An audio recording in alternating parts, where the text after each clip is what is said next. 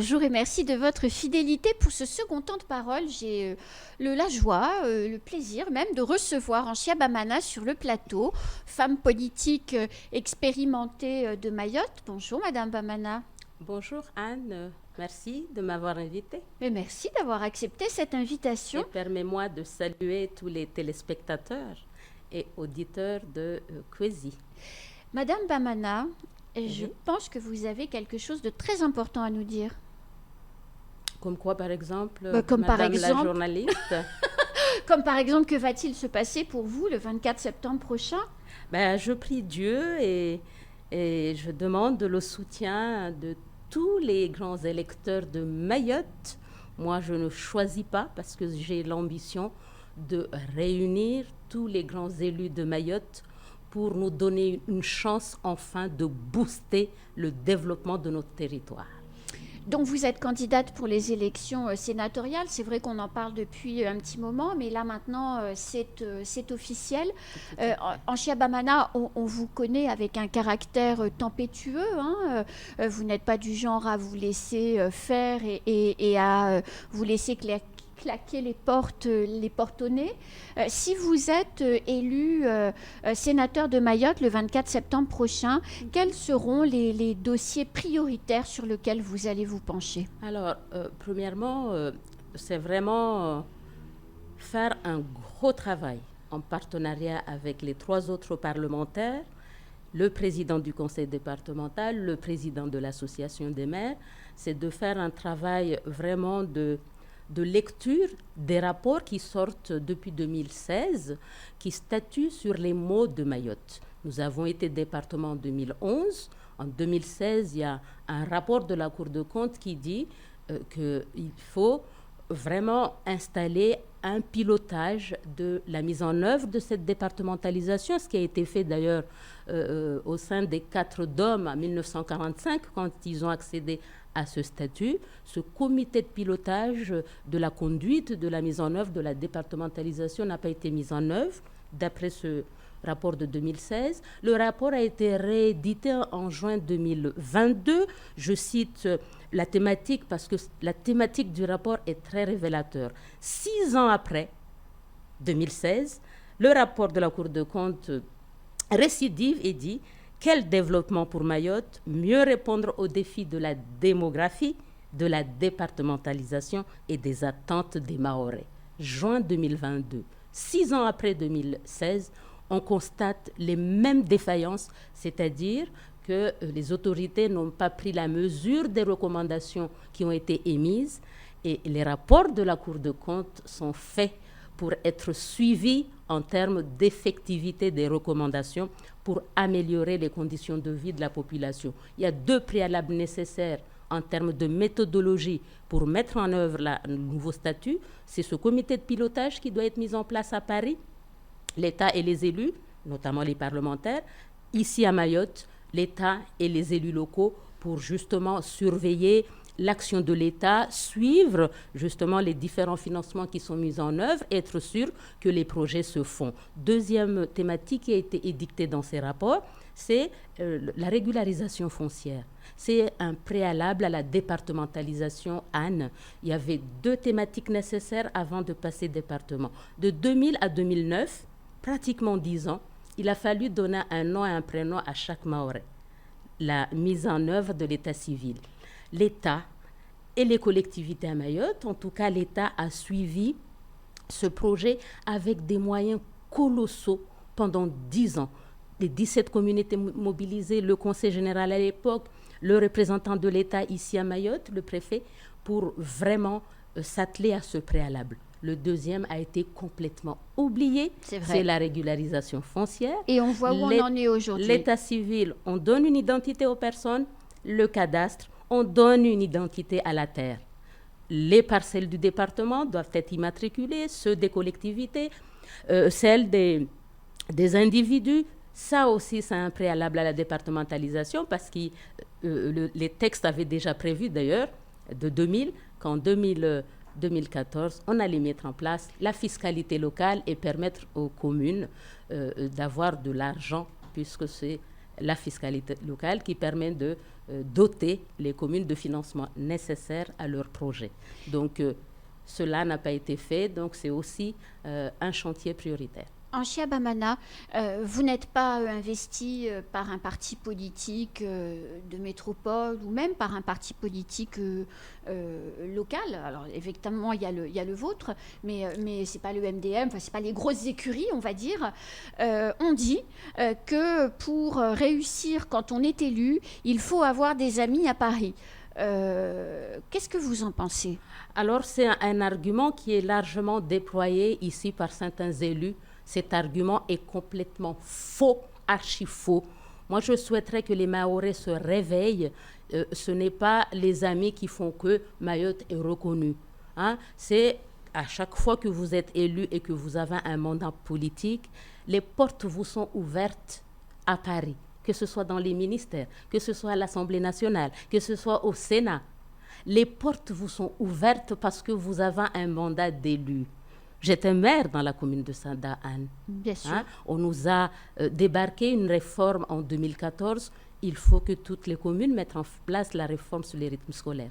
J'ai dû aller à Paris pour expliquer à l'Assemblée nationale et au ministère de l'Éducation nationale que nous n'avions pas les moyens et qu'il fallait nous donner les moyens d'abord pour qu'on puisse installer la réforme en toute quiétude et au profit des enfants et des parents qui sont des enfants. Donc, et j'ai été entendue.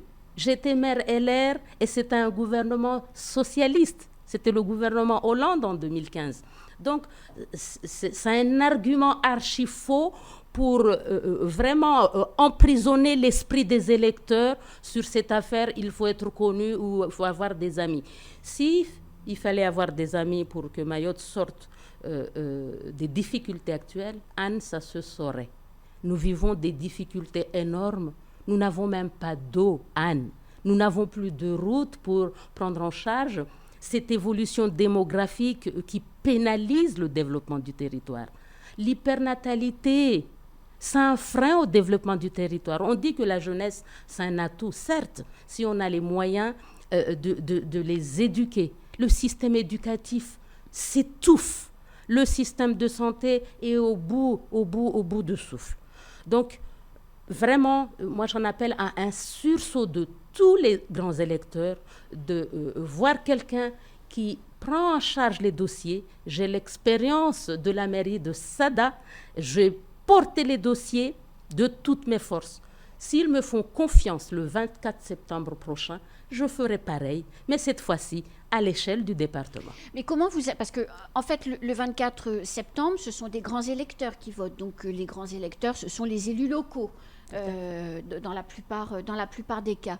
Donc ce sont des gens qui sont le plus souvent affiliés à des partis politiques ou en tout cas affiliés à des tendances politiques quand ils ne sont pas encartés. Comment, Anchia Bamana, allez-vous les convaincre de vous faire confiance et de voter pour vous? Là aussi, Anne, si les partis politiques pouvaient avoir des élus à eux tout seuls, ça se saurait. Hein, regardez ceux qui sont là actuellement en 2017. Qui a été élu? Il y a des gens qui n'ont pas été élus alors qu'ils étaient portés par sur le papier, en tout cas, ils auraient dû l'être. Ben voilà. Donc, je t'informe, Anne, qu'il y a un maire actuellement qui ne votera pas aux élections du 24 septembre prochain, alors qu'il est debout devant un candidat, sauf que cette personne, ce grand électeur, ne votera pas aux prochaines élections parce que l'élu ne figure pas sur la liste des votants. Donc, non, j'ai compris tout simplement que autant les grands électeurs que pour toute la population, parce que la population, les grands électeurs sont le reflet de la population puisque c'est la population qui les a mis là. Nous vivons tous les mêmes difficultés. Et j'ose espérer, et je prends beaucoup de temps pour échanger avec ces grands électeurs pour ensemble qu'on puisse trouver les solutions. Et c'est l'une de mes préoccupations, vraiment rassembler les grands électeurs. C'est la mission d'un sénateur, rassembler les grands électeurs, représenter les collectivités pour apporter des solutions à leurs difficultés. Alors, en Chiabamana, il y a beaucoup de gens qui disent, et notamment sur le live Facebook, qu'il nous faudrait, du côté de l'Assemblée nationale, le pendant d'Estelle, du côté du Sénat, pardon, le pendant d'Estelle à l'Assemblée nationale. Est-ce que vous êtes cette personne ? Je rassure les grands électeurs aujourd'hui que je suis cette personne. La députée Estelle Youssoufa, le député Mansour Kamardine aussi, actuellement, font un travail formidable à l'Assemblée nationale. Ce travail doit être suivi d'effets au Sénat. Je prends un exemple. La députée Estelle Youssoufa a soutenu, donc a saisi le Conseil constitutionnel quand la loi retraite a été transférée au Conseil constitutionnel. Oui. Elle a saisi cette balle au bond pour porter, comment dirais-je, relever, en fait, dénoncer, entre guillemets, condamner l'État du fait que Mayotte vit une discrimination dans l'octroi des droits sociaux, l'égalité républicaine toute simple. Oui. Eh bien, c'est dommage que les 3 autres parlementaires n'ont pas pu la suivre. Ça aurait donné un poids à sa démarche et je m'engage devant les grands électeurs ce matin que je serai la pendante de la députée Estelle Youssoufa parce que quand elle défendra une mesure favorable pour les Mahorais, alors je la suivrai totalement parce qu'il n'y a que l'unité de tous les élus de ce département qui donnera un poids, en tout cas, qui fera une force de proposition devant l'État et ainsi répondre enfin aux doléances des Mahorais. Alors, parmi les doléances des Mahorais, et c'est un sujet qui revient très souvent, il y a la convergence sociale, que ce soit les minima sociaux, mais aussi la retraite, le chômage, en tout cas de pouvoir converger avant 2036 sur toutes ces questions-là. Si vous êtes élu sénateur le 24 septembre prochain, qu'est-ce que vous ferez sur ce dossier ?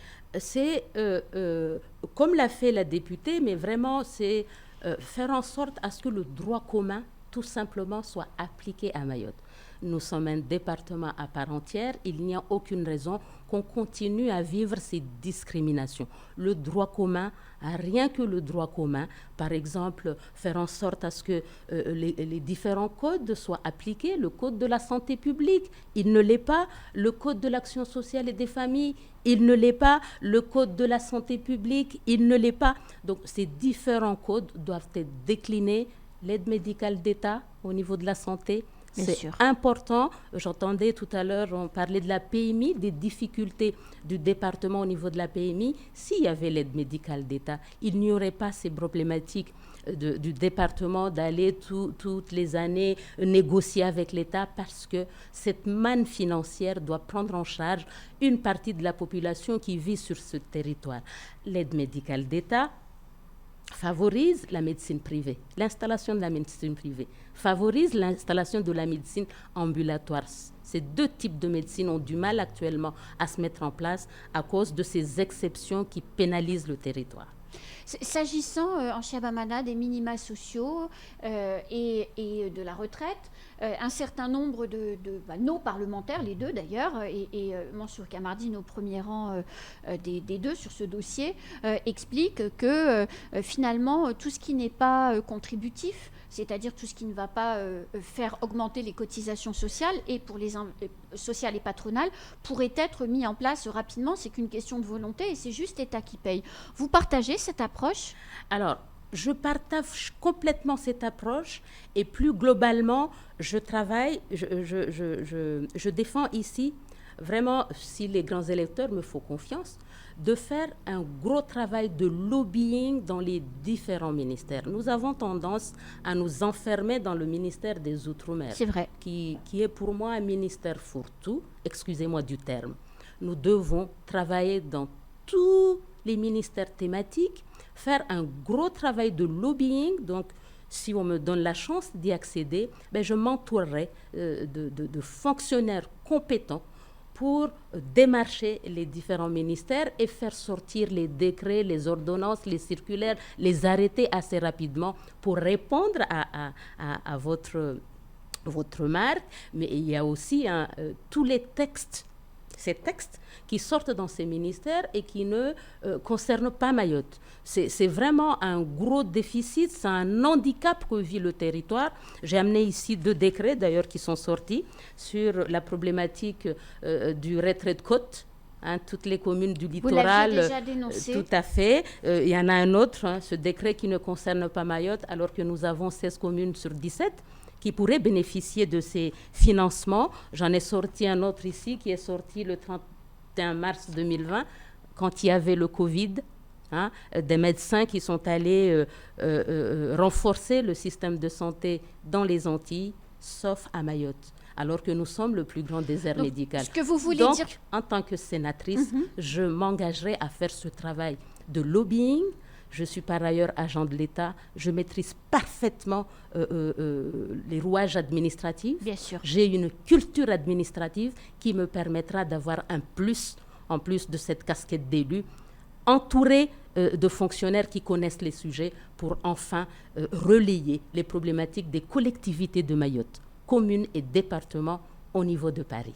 Merci beaucoup, Anchia Bamana. Merci Anne de m'avoir invitée. Et bonne chance pour votre campagne. Je compte sur tous les grands électeurs de Mayotte parce qu'il en va du devenir de notre territoire au sein de la France. Sibabou Yamaore. Eh bien écoutez, c'est la fin de ce temps de parole et tout de suite la suite de nos programmes.